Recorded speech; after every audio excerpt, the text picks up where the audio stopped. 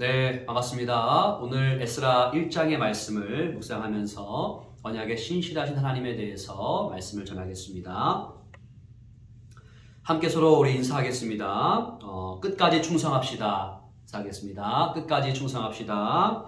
네, 반갑습니다. 우리의 상황과 환경이 변하고 있습니다. 그렇죠? 2년 동안 기승을 부렸던 코로나도 좀 주춤해졌고요. 교회 주변에도 아파트들이 세워지고 많은 상가들이 들어오고 있습니다. 때로 우리의 신앙생활도 이런 환경에 영향을 받게 됩니다. 그러나 하나님이 기뻐하시는 신앙은 무엇일까요?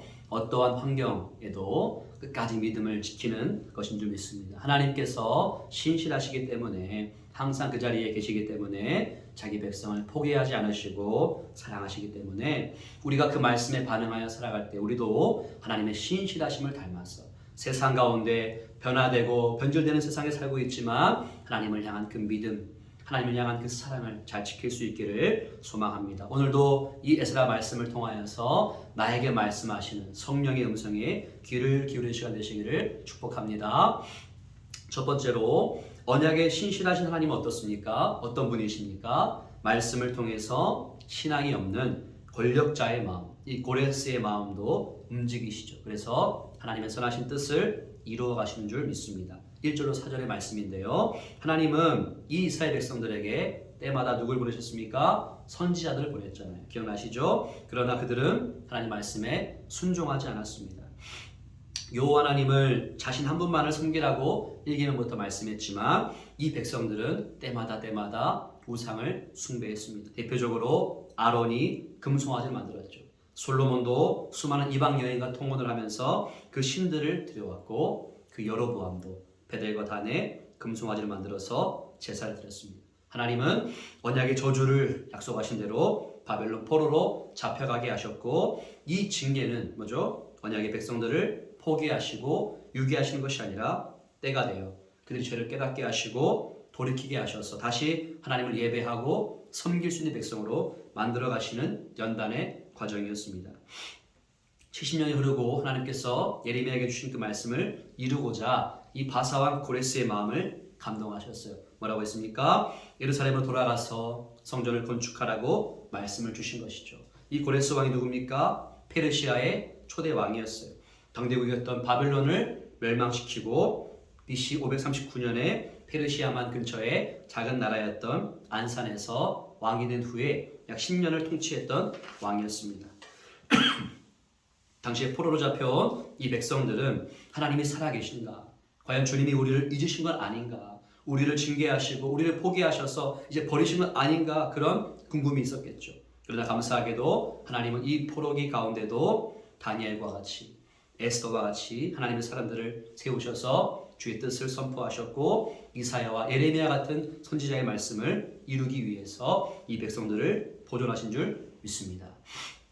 포로기 가운데 이스라엘 백성들은 느꼈을 것이에요. 하나님 말씀에 불순종한 결과는 비참하고 하나님의 진노가 임한다는 것을 알았을 것입니다. 그래서 언약의 신실하신 하나님은 정말로 우리의 삶을 이렇게 황폐한 땅 가운데 남겨두셨지만 그 그루터기를 세우신 것 같이 남은 자들을 통해서 하나님 왕위를 다윗의 왕위를 이어가게 하심을 보게 되었죠. 그래서 절망 중에도 희망을 노래하게 하신 줄 믿습니다.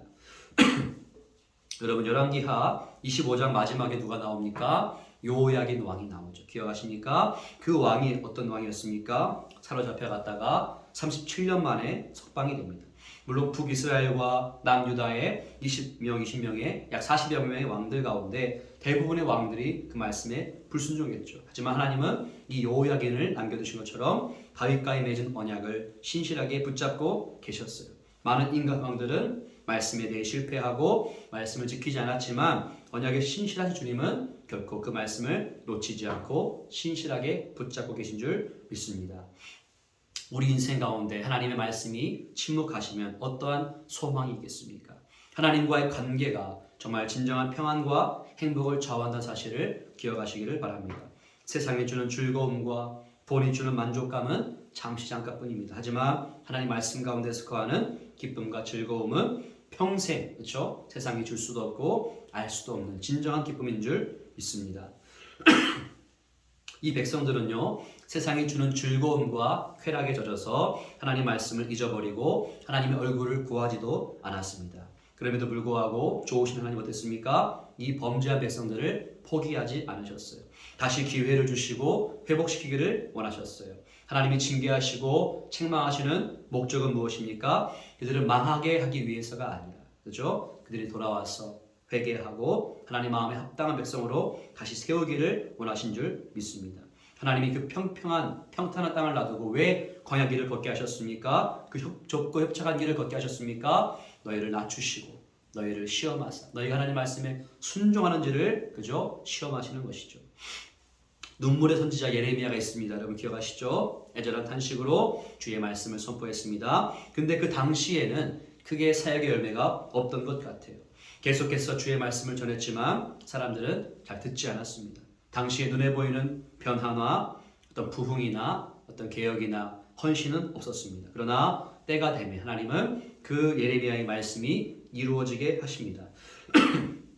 오늘 보세요. 하나님이 예레미야에 주신 그 약속의 말씀을 이방한 고레스를 통해서 성취하지 않습니까? 사실 고레스는 하나님을 잘 모르던 이방 왕이었고 세상 권력자였어요. 얼마든지 자기 힘을 의지할 수 있고 명예를 의지할 수 있고 돈을 의지한 사람이었지만 그의 마음에도 하나님의 말씀이 감동이 되니까 온 나라에 공포를 내리고 조서를 내리는 모습을 우리는 보지 않습니까? 이방한 고레스가 하나님을 찬양합니다. 하나님은 참 신이라고 고백합니다. 그 백성들은 다 유다 예루살렘에 올라가서 주의 전을 건축하라고 지시합니다. 남아있는 백성들이 여호와의 성전을 위하여 예물을 드리라고 말하지 않습니까? 놀라운 사실이죠.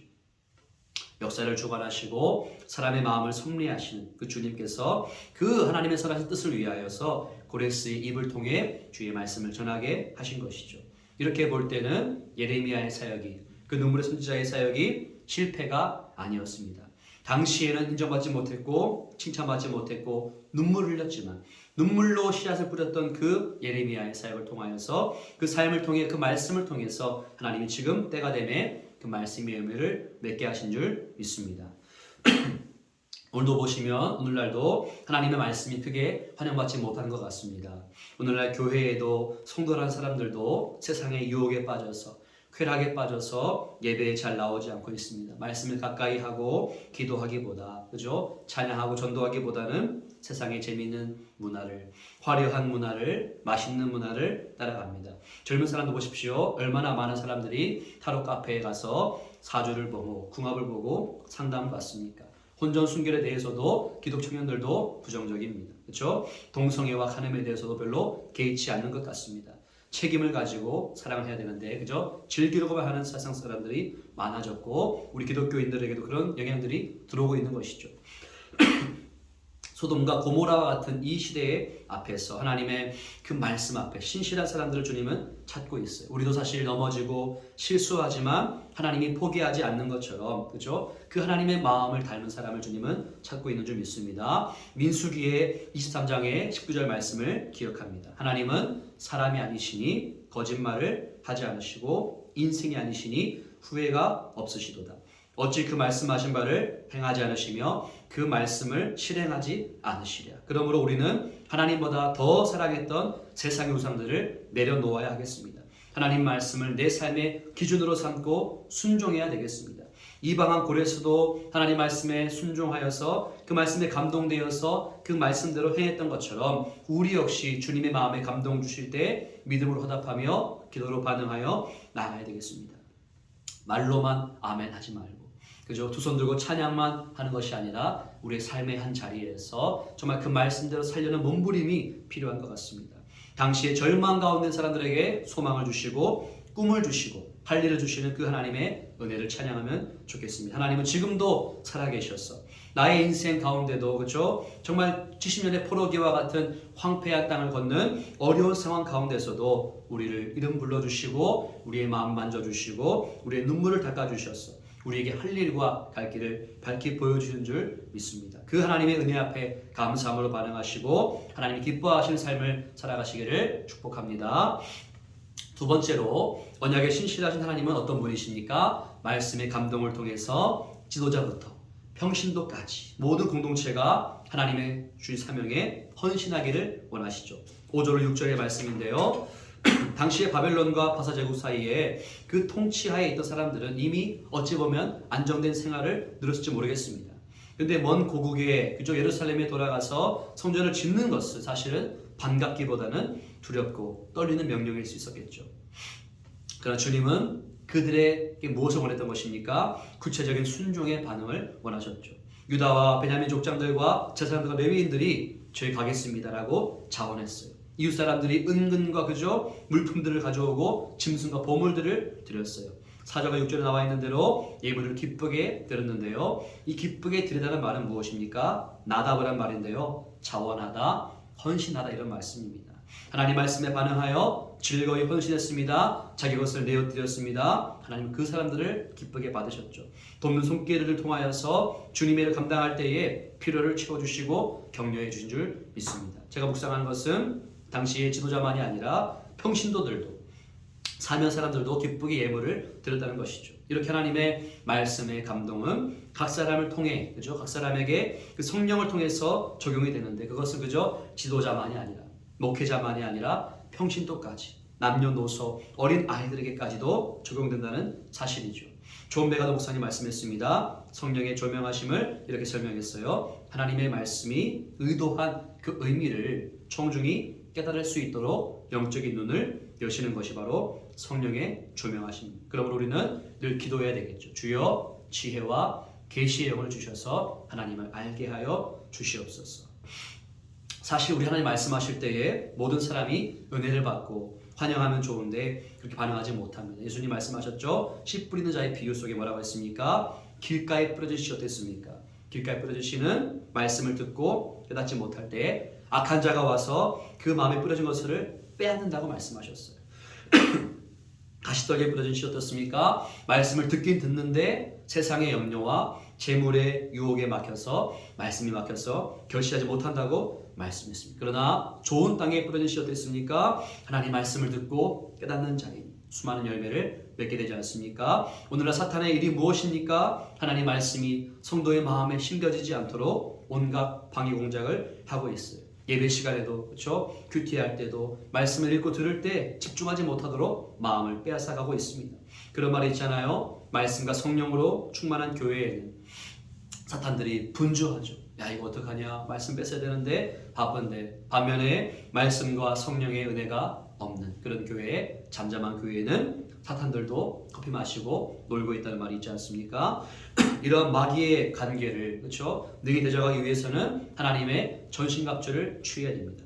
구원의 투구와 성령의 건 뭐죠? 하나님의 말씀을 가지고 모든 기도와 간구로 항상 성령 안에서 기도하며 깨어있으라고 말씀하죠. 그래야 영적 전투에서 승리할 수 있기 때문입니다. 오늘날 영적 전투에 임하는 성도의 주된 임무가 무엇입니까? 하나님의 말씀을 잘 듣는 것이죠. 지휘관의 명령에 복종하여서 그 명령대로 수행하는 것이 성도의 군사된 우리의 사명인 줄 믿습니다. 하나님은 그 주의 말씀에 의지하여서 즐거이 헌신한 자를 보시고 은혜를 주시고 기뻐하시는 줄 믿습니다. 다니엘 보십시오. 포로로 끌려왔습니다. 젊은 나이였습니다. 유망했습니다. 그냥 바벨론에서 그 신을 섬기고 아부하면서 적당히 타협하면서 그 문화에 맞춰서 출세할 수 있었어요. 하지만 그 편함과 그 기득권과 그 안전감을 버리고 하나님의 뜻을 쫓았죠.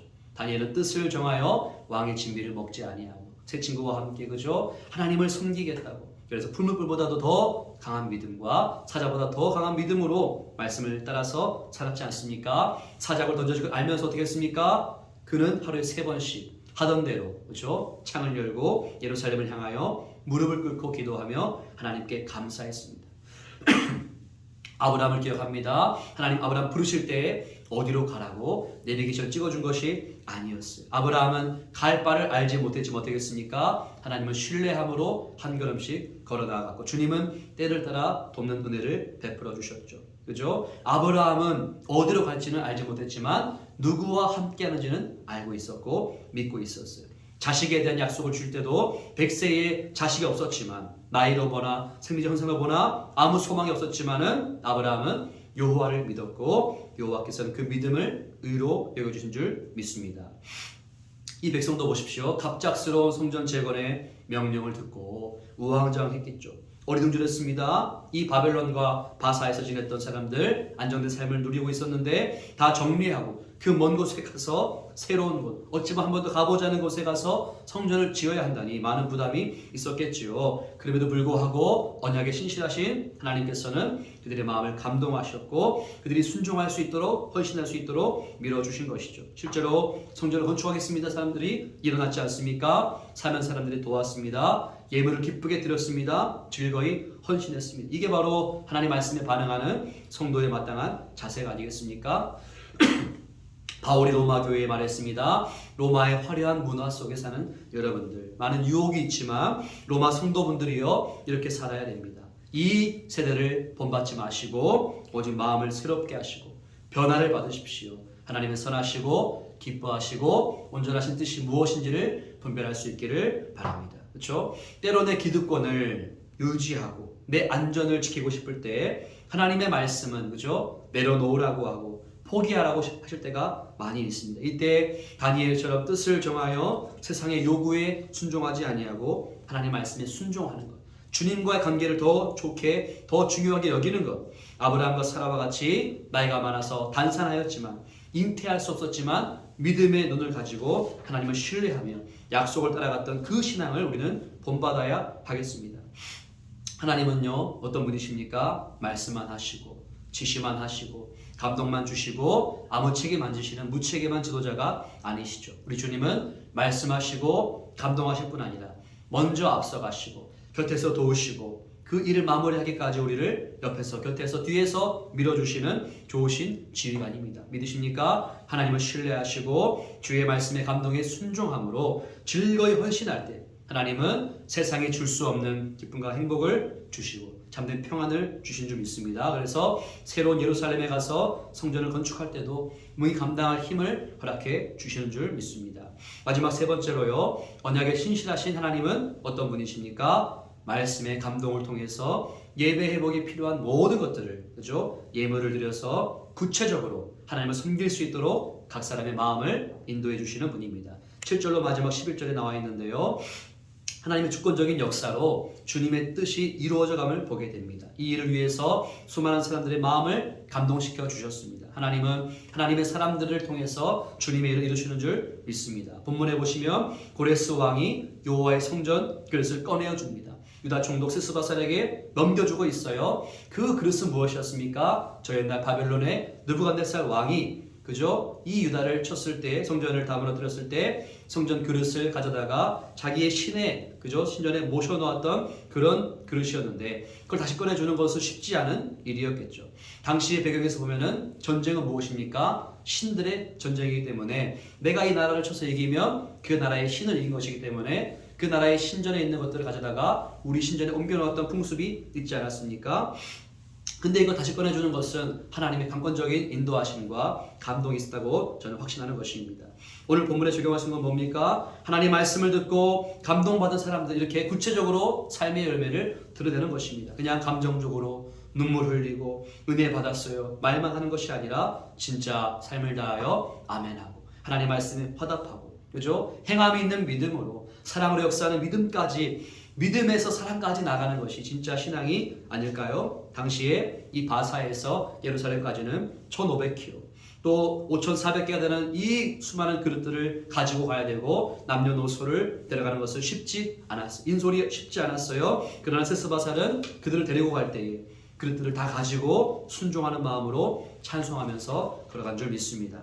때로 우리는 하나님 볼 때 어떤 허다한 다수가 아니라 이러한 거룩한 소수를 통해 일하실 때가 있음을 보게 됩니다. 예수님도 수많은 무리와 군중들이 아니라 12명을 택하셔서 훈련시키셨죠. 그들 누구였습니까? 어부들이었지만 그 그물을 버려두고 생업을 버려두고 세리를 버려두고 주님을 따랐죠. 쉽지 않았지만 인간적으로는 그죠 어려웠지만 먼저 그의 나라와 의를 구하는 자에게는 모든 걸 더하시는 주님의 역사를 체험했기 때문에 하나님께서 그들의 삶을 도와주심을 믿고 신뢰하며 나아갔던 것이죠.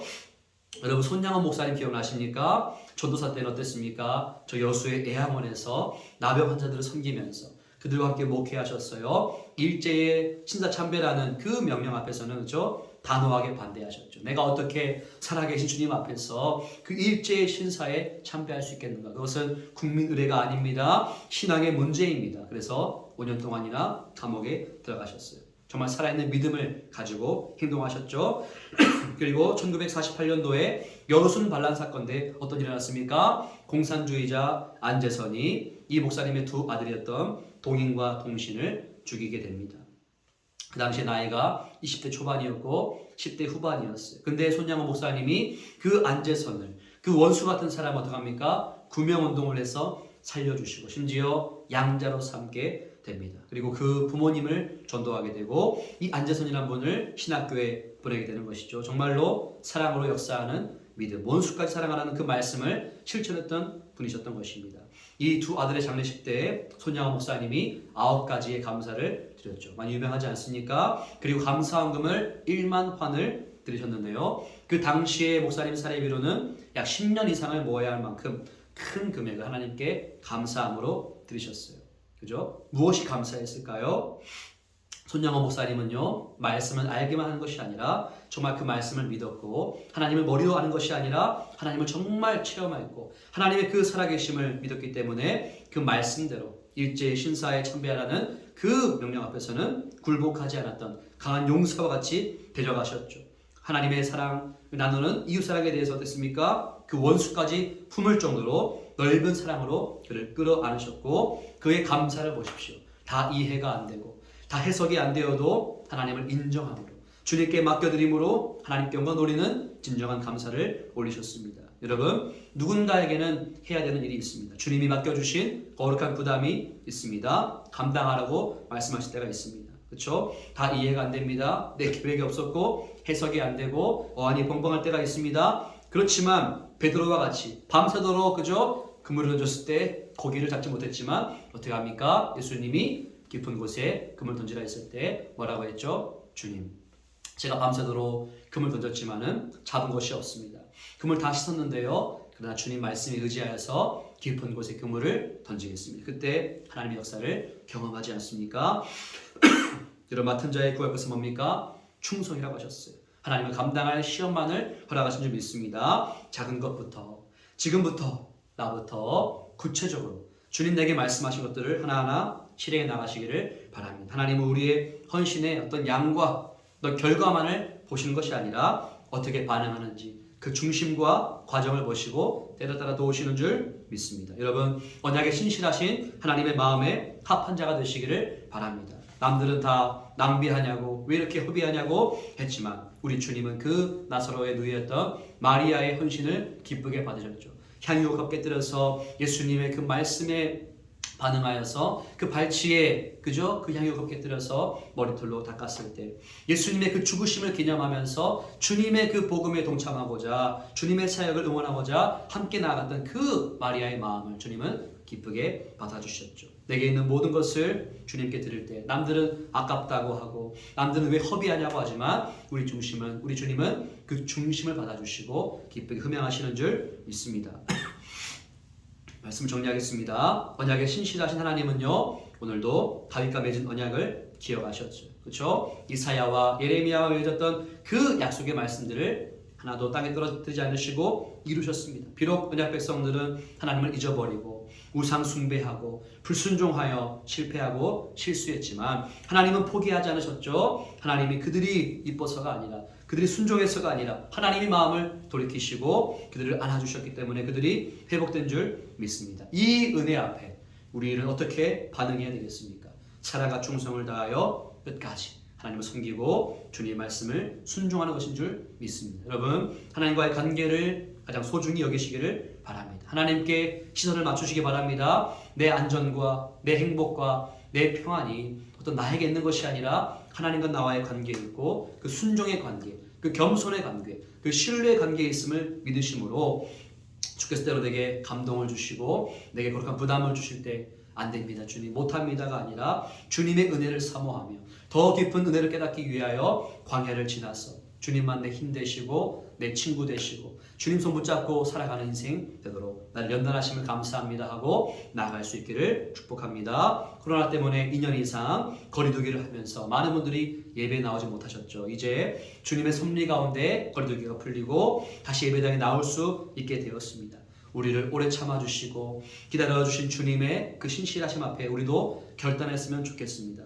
여전히 분주하고 여전히 불안하고 어려운 일상을 살아가지만 주의 말씀에 감동을 사모하시고 주님 말씀하실 때 순종함으로 주님 제가 여기 있습니다. 나를 보내어 주시옵소서 결단할 수 있기를 소망합니다. 남은 인생은 나의 욕심과 만족이 아니라 하나님 영광을 위해 살고 주의 성전의 그 예배를 위해 살아가고 주의 복음이 확장되고 주의 말씀이 실현되는 데 내가 쓰임받기 원합니다 라고 헌신할 수 있는 우리 모두가 되시기를 예수님 이름으로 축복합니다. 기도하겠습니다.